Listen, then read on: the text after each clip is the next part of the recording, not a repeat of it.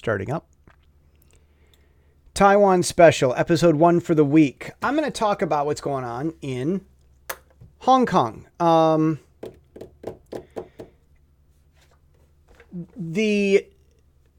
not going to bore you with this, but the protests kind of diminished through the week. I've just been watching China Uncensored. See, the thing is, I'm over here in Asia, so when I'm awake, the China Uncensored guy is live streaming from Hong Kong, and it's the same time zone. The sun's about the same position in the sky, maybe an hour difference. And he's, it's the same time. If you want to watch the live streams for what's going on in Hong Kong, you've got to wake up at 2 a.m. and that type of thing. So what happened was a bunch of people, this massive crowd surrounded the police headquarters on the main island and Hong Kong Island. And some people started throwing eggs at the police headquarters, which I think would kind of permanently stain it. I mean, it really makes, it was this beautiful, clean cement wall. It was, you know how cement can be done beautiful, like cement walls can be beautiful. It was one of those. And I've seen it. There's not a single place in these, Chris Chappell's walking on the street. I'm like, oh yeah, I know that guy. If you turn around, there'll be a Circle K there, and it's, which is like a convenience store. It's like, oh, there's a Starbucks just up the street from there. I know where it is. I've had coffee there. I think that was where I got my hazelnut latte, and then I got my one tumbler from this. All the videos, all the street shots, all the reporters on the road, all of the pictures in the newspaper. I know every one of those street corners in Hong Kong. This is the thing. I know where they are and what's going on. And I know how big these crowds are. I know how big these streets are. I've walked every single one of these streets. And the police headquarters was really, really beautiful. It's kind of off to the side and sort of next to a big road. The roads right in and around there are kind of complicated and wedged in. So the police started some "oh, woe is me" campaigning, pictures, oh, we're trapped inside. It's very easy to get untrapped, guys. Go arrest Carrie Lam. She's in violation of the basic law because she's trying to change things without the self-governance of Hong Kong autonomously running its own government. Yes, it's under China, and it is autonomous for its own government purposes. She's breaking their own constitution. It'd be easy for the police to get the protesters to go away. Say, hi, we're on the way to arrest Carrie Lam. Please move out of our way. And the protesters will leave. So the police and their whole "oh, woe is me" thing doesn't fly with me. You see that there's a line that you can't let people cross. Now, these protesters are amazingly peaceful.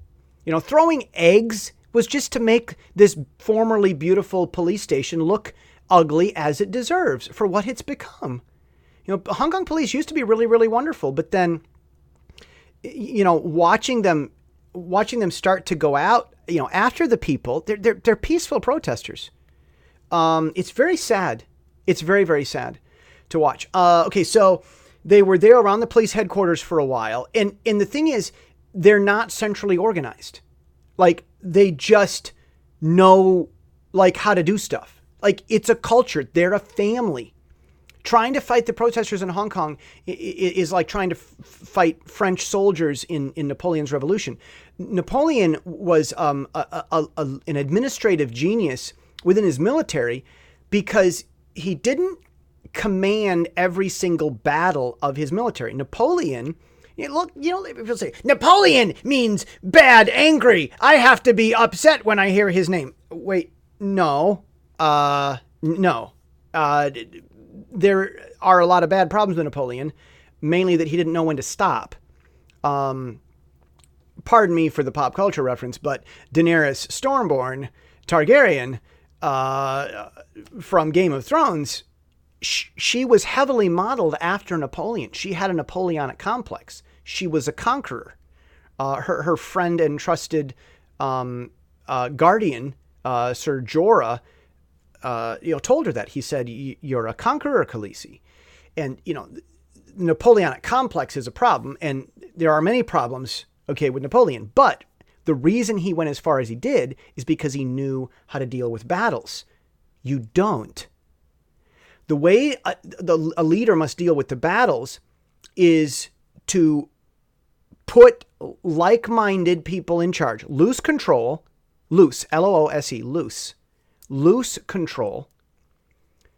Put other people in charge who will have loose control just like you do. And teach values.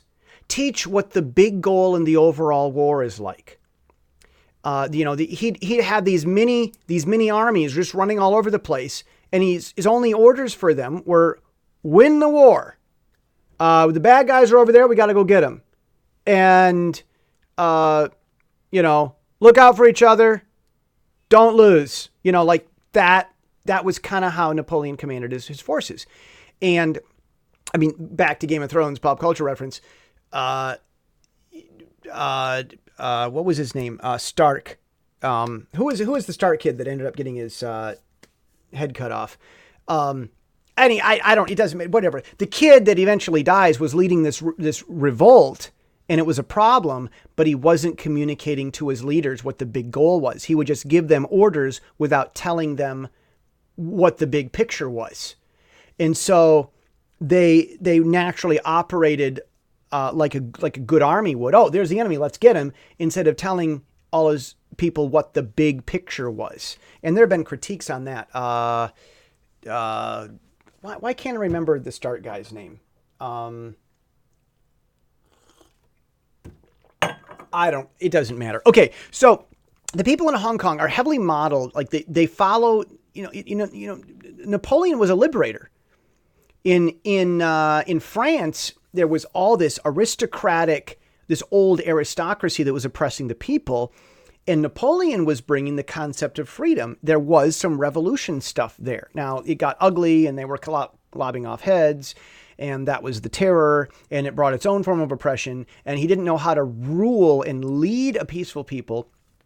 But this is the problem with revolutions. See, China sees itself as the liberator, and their propaganda concerning Taiwan includes China telling their people that Taiwan is an oppressed island where people suffer, and they've lied to their people in China, and they've convinced the people in China that Taiwan needs to be liberated.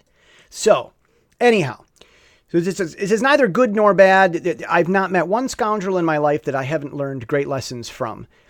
So, Napoleon had this loose administrator. Oh, Robb Stark was his name. Napoleon was this loose administrator. In Game of Thrones, Robb Stark was the heavy-handed administrator where he just told people what to do without telling them why.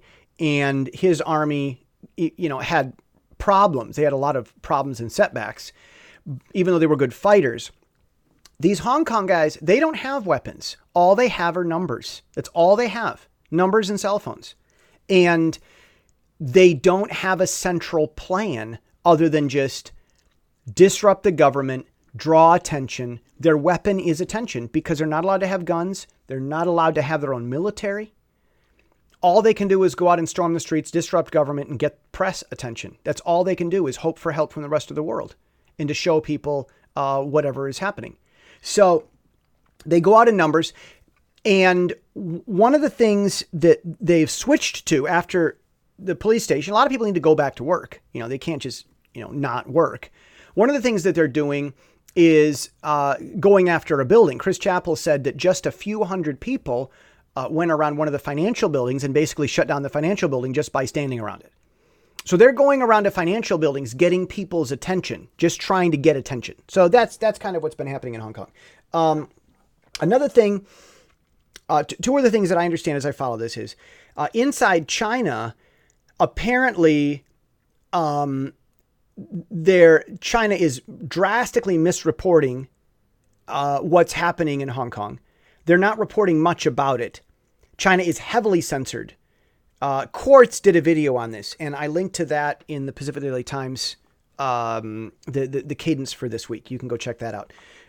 It's really interesting what Quartz explained a lot about what was going on inside China for how China's censorship is just completely lying to 1 billion people through their censorship and control. It's really amazing. It's scary. It's spooky what China is able to do. And I fear the developments in China, that they could be used by more sinister powers for a more sinister purpose. And we need to stop China from what it's doing as soon as possible, because China is mastering very evil tactics, just how the Nazis did. The other thing happening in Hong Kong is, well, no, that was it. They're moving right now. They're moving around to different places. So that's what I know. That's what I understand. And, you know, no, I'm going to share another opening thought with you tomorrow. That's what's been happening in Hong Kong. And I'm not going to talk about this all week, but I hope to change the flower behind me starting in the next week. See you tomorrow.